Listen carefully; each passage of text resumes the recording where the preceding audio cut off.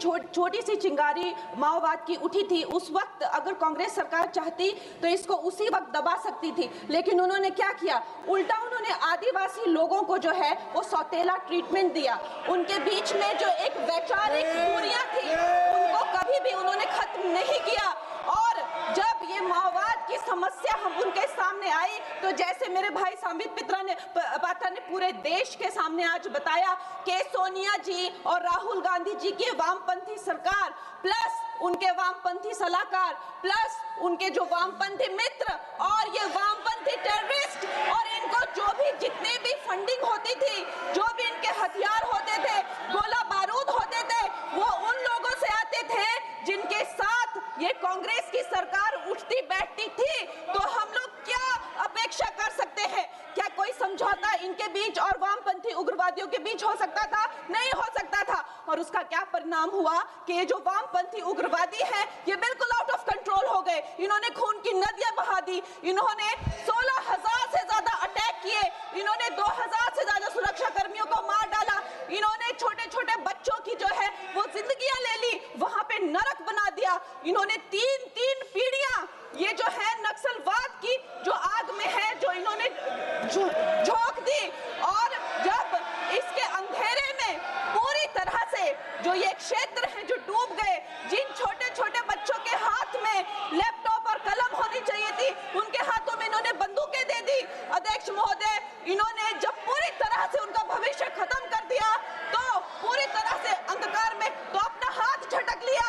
इनको red corridor बोल के, नो गो जोन बोलकर जो है पूरे देश में बदनाम कर दिया।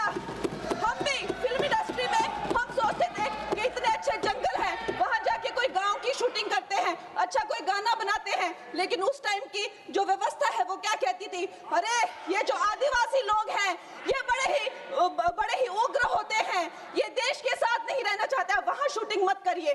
खुद की असफलता छुपाने के लिए इन्होंने पूरे देश से जो है आदिवासी समाज को इन्होंने आइसोलेट कर दिया। लेकिन हमारे प्रधानमंत्री श्री नरेंद्र मोदी जी कहते हैं कि रात चाहे कितनी भी लंबी हो वो रात ही है, सवेरा होना निश्चित है। और 2014 में जब प्रधानमंत्री जी की सरकार आई और आज हम देखते हैं कि उन्होंने एक आदिवासी महिला को जो है वो राष्ट्रपति बनाया, उन्होंने हमारे सुरक्षा बलों को जो है वो सशक्त किया और उनको सशक्त करने के बाद उन्होंने वो रेड कॉरिडोर, वो भयानक नो गो जोन को जो है वापस लिया, वहां पे संविधान स्थापित किया। अध्यक्ष महोदय, मैं एक नई सांसद हूँ, मुझे 2 मिनट दीजिए। और खैर प्रधानमंत्री जी ने क्या विकास किया वहां पर, चाहे वो घर बनवाए हो, चाहे वो नल लगवाए हो, चाहे वो 70 लाख महिलाओं को 1,000 की मदद की हो, 21 किस्तों में 13,000 करोड़ दिए हो, या वहां पर जो है जितने भी काम किए हो वो मैं अगर शुरू कर दूं तो आज दिन से रात और रात से फिर दिन हो जाए तो उसमें मैं नहीं जाऊंगी। लेकिन मैं ये जरूर कहूंगी कि जो वहां पे डिजिटल पेमेंट्स हुई हैं उनका मैं बहुत ही ज्यादा सराहना करती हूँ। उससे जो नक्सलियों का जो वित्तीय नेटवर्क है वो टूटा है, जो वो वसूली का काम करते हैं वो टूटा है, जिससे वो खोखले हुए हैं। उसके साथ में सबसे सराहनीय काम जो किया है वो मैं कहूंगी विकास और विश्वास के साथ जो हमारी सरकार ने इसको जोड़ा है।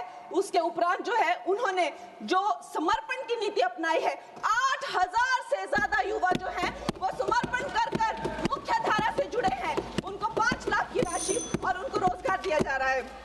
महोदय जी, मेरे पास कहने के लिए तो बहुत है लेकिन मुझे बहुत ही कम समय मिल रहा है। सदन के पास समय नहीं है। इस तरह की नीति हमने दोगो में भी अपनाई है और वहाँ भी बोडो में, आसाम में भी 10,000 से ज्यादा लोगों ने समर्पण किया है। और मैं अंत में अध्यक्ष महोदय जी, मैं यही कहना चाहूंगी कि गृह मंत्री जी ने और प्रधानमंत्री जी ने पूरे देश में यह संदेश दिया है कि ये देश बंदूक की नोक से नहीं चलेगा,